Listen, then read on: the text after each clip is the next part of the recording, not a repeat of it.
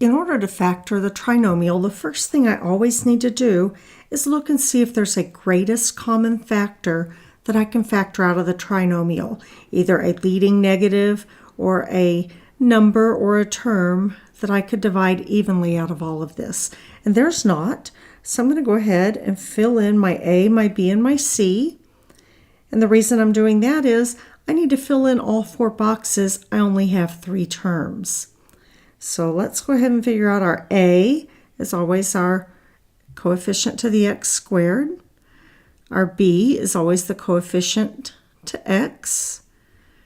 And our C is the constant. And always remember to take the leading sign with them. And now let's fill in what we know about our box. We know that the first term always goes in our first box. And the last term always goes in our last box. And what we've got to figure out using our X puzzle is our peanut pair. And our peanut pair, we're going to get that information from using the X puzzle.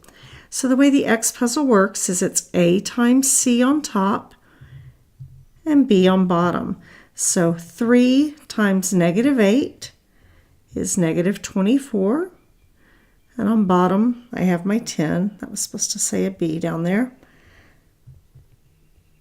So now I just need to figure out the 2 factors that when I multiply them together equal -24, and when I add them together equal +10.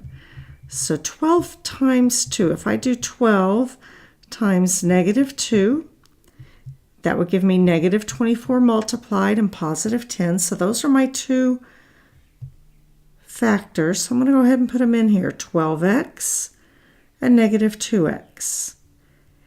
And now I can just factor like I've learned by grouping, taking out the greatest common factor from each row and each column.